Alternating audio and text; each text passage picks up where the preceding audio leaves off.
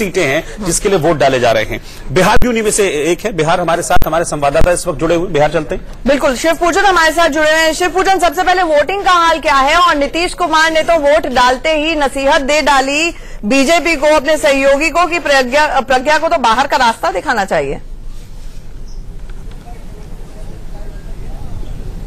जी हाँ, काफी हमलावर दिखे नीतीश कुमार, लेकिन इसके पहले हम आपको थोड़ी सी तस्वीर दिखाना चाहते हैं। बहुत जबरदस्त गर्मी है यहाँ पर, और इस गर्मी के बावजूद सुबह पे जो भीड़ देखने को मिली थी वो भीड़ अभी नदारद है और लोग अब यहाँ पर कम आ रहे हैं वोट डालने के लिए। थोड़ी देर में लालू प्रसाद यादव का पूरा परिवार, तेजस्वी यादव, मीसा भारती और बाकी तमाम लोग वो आएंगे यहाँ पर वोट डालने के लिए। लेकिन सबसे बड़ी विडंबना ये है कि यहाँ पर जो इलेक्शन कमीशन की तरफ से जो लिस्ट लगाई गई है उसमें तस्वीर तेजस्वी यादव की वो गलत तस्वीर लगाई गई है।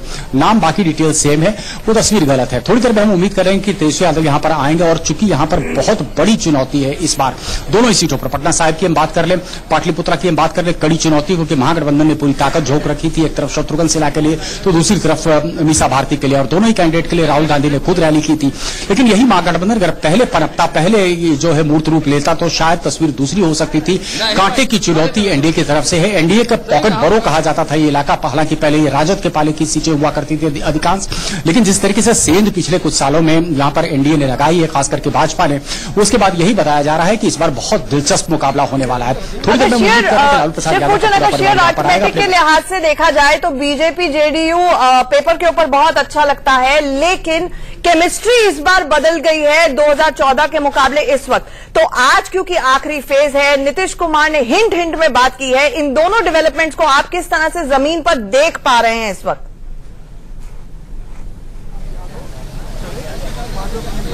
देखिए, शुरुआती दौर से ही नीतीश कुमार की अपनी राय रही है, उनकी अपनी राजनीतिक पकड़ रही है, जिस तरीके से और बेबाकी से उन बातों को वो बयां करते आ रहे हैं, चाहे वो 35A का मामला हो, चाहे 370 का मामला हो, राम मंदिर का मामला हो, ट्रिपल तलाक का मामला हो, तो वो उन्होंने कभी भी कहते हैं कि नेवर मिन्स द वर्ड्स। बेबाकी से वो लगातार जो है वो भाजपा के खिलाफ इन मुद्दों पर वो हमेशा खड़े रहे हैं और उन्होंने अपनी बात रखी है। आज भी प्रज्ञा ठाकुर के बयान को जिस तरीके से उन्होंने आड़े हाथों लिया और कहा कि कार्रवाई होनी चाहिए, उन्हें निष्कासित किया जाना चाहिए, उनको सजा मिलनी चाहिए, उसे साफ जाहिर है कि भाजपा से कहीं ना कहीं वो आहत है। लेकिन मुझे लगता है कि शायद गठबंधन में इसका बहुत प्रभाव नहीं पड़ेगा। पहले से भी ऐसी स्थिति रही है जब नीतीश कुमार की अलग राय रही है और भाजपा की अलग राय रही है, लेकिन समन्वय यहाँ पर राज्य स्तर पर रहा है। ठीक है शिवपूजन, हमारे साथ जुड़ने के लिए आपका बहुत बहुत शुक्रिया। हमारे साथ एक बड़ा पैनल जुड़ रहा है, उनको इंट्रोड्यूस करा देते। नवीन कुमार बीजेपी प्रवक्ता, सुरेंद्र सिंह राजपूत कांग्रेस प्रवक्ता, एसके दत्ता साहब जुड़ रहे हैं हमारे साथ मनीष अवस्थी मेरे वरिष्ठ सहयोगी, निमेश कुमार एक जाने माने जर्नलिस्ट हैं वो जुड़ रहे हैं। नवीन कुमार, सबसे पहले तो नीतीश कुमार, जिस तरह से अभी भी हमारे रिपोर्टर ने कहा कि काफी चीजों को लेकर नीतीश कुमार बहुत आहत हैं, और दो क्रिटिसिज्म, आज चुनाव आयोग का एक क्रिटिसिज्म और आपकी पार्टी का एक क्रिटिसिज्म, जहां पर साफ तौर पर नीतीश कुमार ने कह दिया कि आपकी स्टार कैंपेनर प्रज्ञा ठाकुर को तो बाहर का रास्ता दिखाया जाना चाहिए। जवाब, पहली बात तो ये कि नीतीश जी ने कहा कि चुनाव जो है कम चरण में होने चाहिए। पिछली बार से पिछले 2014 में जब यूपी की सरकार थी 9 चरणों में चुनाव हुए थे, और इस बार 7 चरणों में चुनाव हुए, 2 चरण और कम हुए हैं। और मुझे लगता है कि जो देश के प्रधानमंत्री नरेंद्र भाई मोदी बार बार कहते हैं, इसके लिए देश के सारी सुरक्षा एजेंसियों के ऊपर जो खर्चा होता है या चुनाव आयोग के अमले के ऊपर खर्चा होता है, वो सब कम हो जाना चाहिए। वो कहते हैं पूरे देश के चुनाव एक साथ होने चाहिए। पूरे देश के अगर चुनाव एक साथ होंगे तो निश्चित तौर पर देश के अंदर जो विकास है वो भी तेजी से बढ़ेगा, और देश में जो खर्चा होता है चुनाव आयोग का, सुरक्षा पर, बाकी चीजों पर, चुनाव और मतदान केंद्रों पर, वो भी बहुत कम हो जाएगा, और उसका जो पैसा मिलेगा वो गरीबों के लिए, किसानों के लिए, मध्यम वर्गीय लोगों के लिए मैनिफेस्टो नहीं पड़ी। दूसरी बात, मैं तो आंचल जी को मैनिफेस्टो पढ़ ही नहीं रहा हूँ, मैं आपकी बात कह रहा हूँ। दूसरी बात ये कि जो उनका कहना, जिस सवाल के जवाब में उन्होंने दिया मैंने सुना नहीं, लेकिन फिर भी मैं स्पष्ट कहता हूँ कि भारतीय जनता पार्टी की जो प्रत्याशी है उन्होंने जो कहा उसके बारे में पार्टी ने अपनी राय रख दी, देश के प्रधानमंत्री ने अपनी राय रख दी, भारत के शीर्ष नेता भाजपा के जो है उन्होंने अपने बारे में इस विषय में बता दिया, और उसके बाद उन्होंने माफी मांगी और अनुशासन समिति के पास वो मामला है। अनुशासन समिति भारतीय जनता पार्टी संविधान के अनुसार काम करती है पार्टी के, बेशक वो पॉलिटिकल पार्टी ना कर सरकारी तरह से बार बार अनुशासन तोड़ रही है। ऐसा भी नहीं है कि बार बार, मैंने कहा ना कि जो हुआ, पहली बात तो राजनीतिक समय जीवन में नहीं, जो हुआ वो राजनीतिक मत बोलिएगा नवीन जी, फंस जाएंगे यहीं पे। गोडसे आपको क्यों याद आ रहा है ये बताइए जरा।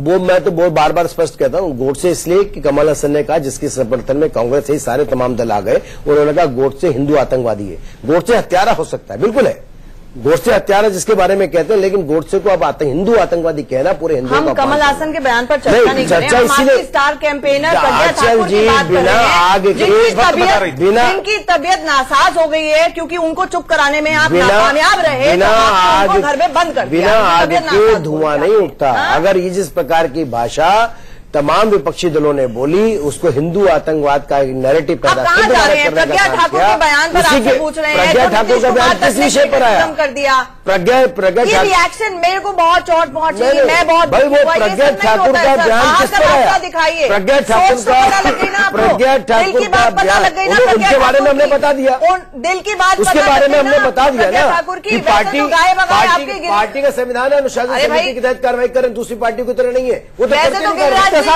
कितने साल लगेंगे रहते हैं आपकी पार्टी की समिति को? कितने साल लगेंगे? पूछिए हमारी पार्टी को कितने साल लगेंगे? अच्छा। आप उनसे पूछिए जिन्होंने कहा कि मुंबई में जो 26/11 हुआ उसमें पाकिस्तानी आतंकवादी का कोई हाथ नहीं था, लिख करके दिया दिग्विजय सिंह ने, जिसने कहा कि वहां पे कोई आतंकवादी नहीं। उससे अरे बात पूछनी पड़ेगी ना, क्यों छोड़ देंगे दिग्विजय सिंह को? आज जिसने भगवा आतंकवाद को पैदा किया उसको कैसे छोड़ा जा सकता है? जिसने देश के अंदर एक हिंदुओं का अपमान किया उसने पूरी सरकार ने, पूरी कांग्रेस ने, उसको कैसे छोड़ सकते हैं? सुरेंद्र सिंह राजपूत क्विकली, नीतीश कुमार ने एक तो जो बात पहली बार नीतीश कुमार एक बार फिर से आप ही की साइड पे नजर आ रहे हैं, क्योंकि जैसे ही ये चुनाव आयोग ने मार्च में डेट्स की तारीख की अनाउंसमेंट की थी उसी वक्त से ये सवाल उठे थे, ये लॉन्ग ड्रोन प्रोसेस है, ये गर्मियों के बीचों बीच है, वोटिंग परसेंटेज हमें इंडिकेट कर रही है कि जितना उछाल होना चाहिए तो वो तो छोड़ दीजिए बल्कि डिप ही कर रही है बहुत सी जगहों पर। इसके पीछे सबसे पहले इस पर प्रतिक्रिया और प्रज्ञा ठाकुर पर।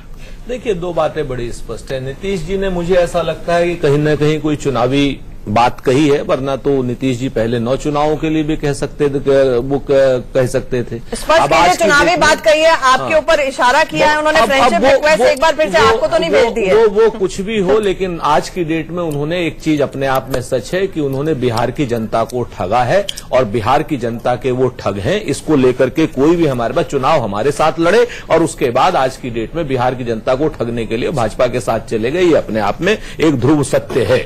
इस चीज को लेकर के बिहार की जनता शायद उनको इन चुनावों में तो माफ नहीं करेगी, ये भी अपने आप में सच है। वो पेंगे किसी की भी तरफ बढ़ाते रहें। दूसरी बात, आपने जो प्रज्ञा ठाकुर को लेकर के उसके बाद भारतीय जनता पार्टी के आपने कुतर्क सुने हैं, तो उसके लिए हमें कोई जवाब देने की इसलिए आवश्यकता नहीं है कि ये जो विद्वान पैनल सामने बैठा है आपने स्वयं जवाब दे लिए। ठीक है सुरेंद्र जी, मैं आपके पास आऊंगा। इस बीच हम लगातार जो रिएक्शंस आ रहे हैं उसको भी हम दिखा रहे हैं। वाराणसी से कांग्रेस कैंडिडेट हैं अजय राय, उनसे बात की हमारे संवाददाता यतेंद्र ने, देखते हैं क्या कह रहे हैं। मेरे साथ है कांग्रेस प्रत्याशी अजय राय जी। अजय जी, आपके सामने प्रधानमंत्री नरेंद्र मोदी हैं, तो ऐसे में माना जा रहा है कि एक बड़ी चुनौती जो रहनी चाहिए थी कांग्रेस की तरफ से वो चुनौती नहीं दी गई है। नहीं, आरोप नहीं, काशी की जनता चुनौती दे रही है। आप देखिए, काशी की जनता इस बार स्थानीय बनाम बाहरी का चुनाव होने जा रहा है। लेकिन प्रधानमंत्री केदारनाथ में अभी और वो वहाँ पर दर्शन कर रहे हैं, और आप यहाँ बाबा भोले की नगरी में। हम महादेव की नगरी में महादेव की आराधना करके आए हैं। देखिए, महादेव की आराधना करके, महादेव की पूजा करके आए हैं। देखिए, सब लोग महादेव के भक्त यहाँ विराजमान है, बाबा विश्वनाथ के भक्त यहाँ विराजमान है, उनको कहीं बाहर जाने की जरूरत ही नहीं है। तो बाबा की नगरी है, बाबा त्रिलोक से न्यारी नगरी है ये काशी विश्वनाथ, और जो बाबा की त्रिशूल पर खड़ी है। बीजेपी की तरफ से कहा जा रहा है कि पहले प्रियंका को आना था, लेकिन आपको ले आए, आपकी जमानत भी जब्त हो गई, तो ऐसे में झोली में सीट दे दी है बीजेपी को। अब ये जनता तय करेगी, काशी की जनता किसकी झोली में जाएगी, बाबा विश्वनाथ के भक्त की जाएगी या मार्केटिंग करने वाले या इवेंट मैनेजमेंट के लोग ले जाएंगे। महागठबंधन की प्रत्याशी भी यहाँ पर है, तो ऐसे में लगता नहीं कि चुनौती का और कमजोर हो गई है वोट बटे। यहाँ महागठबंधन कहीं कोई मतलब ही नहीं है काशी में। यहाँ पूरा चुनाव स्थानीय बनाम बाहरी है, और पूरे देश में कांग्रेस और बीजेपी की लड़ाई। पूरे देश में कांग्रेस और बीजेपी की लहर है, ये अजय राय का कहना है, यानी कि साफ तौर पर महागठबंधन को नकार रहे हैं और बीजेपी को भी मान रहे हैं अपने साथ साथ चुनौती में। कैमरामैन कपिल सोलंकी के साथ यतेंद्र शर्मा, इंडिया न्यूज, बनारस।